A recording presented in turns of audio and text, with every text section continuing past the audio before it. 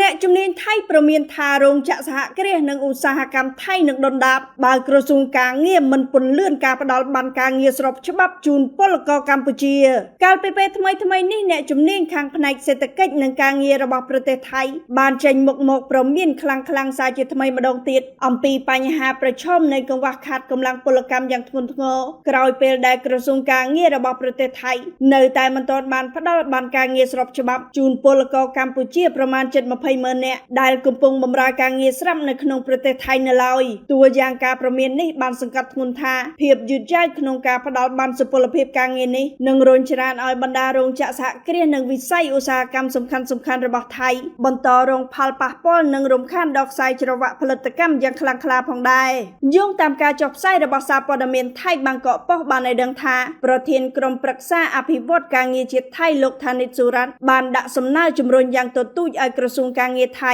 ពន្លឿនការចេញបានសុពលភាពការងារដល់ពលករខ្មែរចំនួន 19,000 នាក់ដែលបច្ចុប្បន្នកំពុងបម្រើការងារស្រាប់នៅក្នុងប្រទេសថៃដើម្បីបង្ការវិបត្តិអសកម្មការងារនិងដើម្បីរក្សាស្ថិរភាពសេដ្ឋកិច្ចឧស្សាហកម្មជាតិរបស់ប្រទេសថៃផងដែរបន្ថែមពីនេះប្រធានក្រុមប្រឹក្សាអភិវឌ្ឍការងារជាតិរបស់ប្រទេសថៃរូបនេះក៏បានបញ្ជាក់ទៀតថាក្រុមអ្នកជំនាញបានលើកឡើងនៅសំណើដើម្បីបន្តបានសុពលភាពការងារដល់ពលករខ្មែររួចទៅហើយប៉ុន្តែគណៈរដ្ឋមន្ត្រីរបស់ប្រទេសថៃនៅមិនទាន់បានអនុម័តនៅឡើយទេលោកបានប្រមានដោយសង្កត់ធ្ងន់ទៀតថាប្រសិនបើក្រសួងការងាររបស់ប្រទេសថៃមិនបន្តបានសុពលភាពការងារដល់ពលករខ្មែរជាង 19,000 នាក់នោះទេនោះវិស័យការងារសំខាន់របស់ប្រទេសថៃដូចជាវិស័យសំណង់កសិកម្មនិងនេសាទនឹងប្រឈមយ៉ាងខ្លាំងនៅកង្វះខាតកម្លាំងពលកម្មជាងនេះទៀតសោតលោកថានិតសុរ៉ាត់បានឲ្យដឹងទៀតថាវិស័យពាណិជ្ជកម្មនៅក្នុងប្រទេសថៃកំពុងប្រឈមនឹងហានិភ័យខ្ពស់នៃវិបត្តិកង្វះកម្លាំងពលកម្មជាពិសេសគឺពលករមកពីប្រទេសកម្ពុជា